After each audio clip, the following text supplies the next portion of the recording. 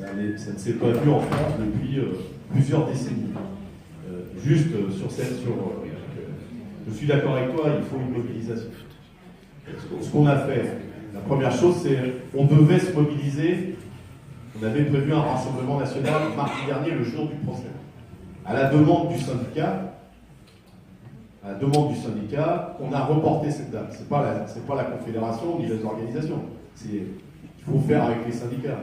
Pour des raisons qui leur sont propres, ils ont demandé à reporter. Moi, j'ai eu une discussion avec le secrétaire du syndicat. J'ai dit, ça serait bien qu'on le fasse. Non, on verra pour l'appel, tu verras, ça sera mieux. Vu le résultat du jugement, je pense que j'avais raison. Ceci dit, la mobilisation reste d'actualité puisque c'est une décision de la CGT. Il faut qu'on se mette d'accord avec le syndicat, mais je pense qu'on ne peut pas attendre le jour de l'appel pour se mobiliser. Je partage mon point de vue. Ceci dit, on a commencé, il y a la pétition du syndicat, et depuis hier, c'est pour ça que je passe un peu de temps au téléphone, donc on a lancé un appel de personnalités.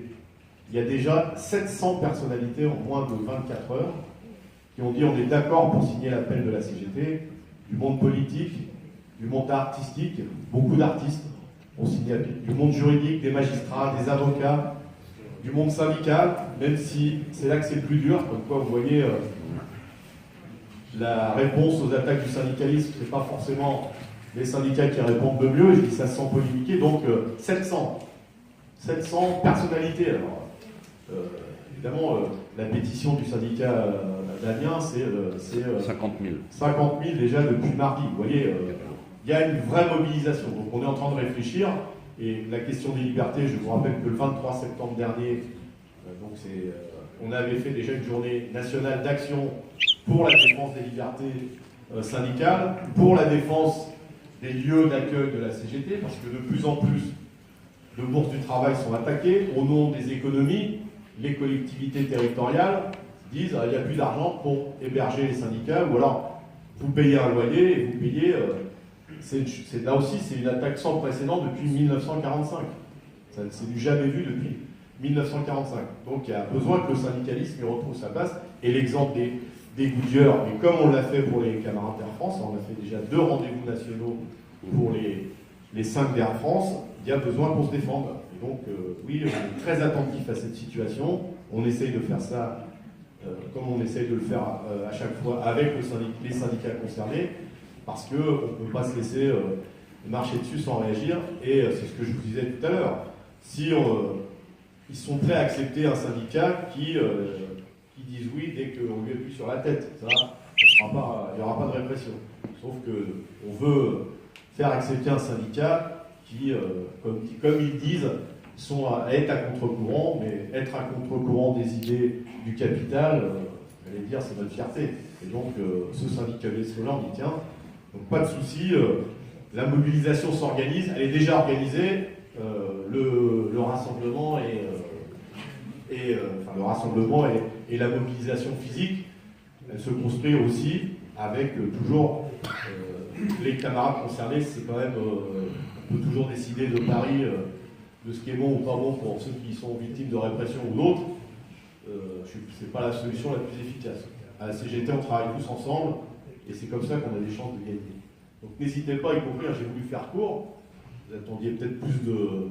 Mais il y a des questions internes à la CGT qu'on a le droit d'aborder, les questions de la démocratie, y compris les liens avec les structures de la CGT. Alors, on peut pas m'immiscer dans des débats, quoique on peut aussi discuter avec les UD, la région, etc. Mais les professions, j'ai entendu des camarades qui m'ont dit on est souvent, parce qu'on est loin, on est souvent parfois l'impression qu'on ne nous écoute pas beaucoup sur des spécificités dans nos professions. On est là pour dire les choses. Si au moment des congrès, notamment dans le cadre de la préparation des congrès, on ne se dit pas les choses, je ne sais pas quand est-ce qu'on va se les dire. Donc moi je tiens à une CGT qui discute, qui débat, et je le dis souvent, beaucoup de camarades disent qu'il faut retrouver la culture du débat. Il ne faut pas que ça reste un slogan. La culture du débat, c'est quand on se voit dans des réunions, on se dit les choses, sympathiques ou pas sympathiques. Après, on peut se le dire fraternellement, ça j'y tiens aussi, mais on se dit des choses qui fâchent. L'essentiel, c'est qu'on ne garde pas ça, enfin, quand on n'est pas content, on le dise. Par contre, on ne peut pas passer notre temps à discuter. Et c'est un défaut qu'on commence à avoir dans la CGT. On discute beaucoup, il faut prendre des décisions. Et puis quand on a pris une décision, il faut que tout le monde les applique. Parce que c'est aussi ça la démocratie dans une organisation comme la nôtre. Et je trouve qu'on a perdu en qualité dans notre organisation. Discuter, on discute beaucoup. Des fois, on ne discute même pas, on s'écrit. Avec les mails et tout ça, des fois, il y a des mails, on les envoie à la terre entière, on essaie d'organiser des débats par mail.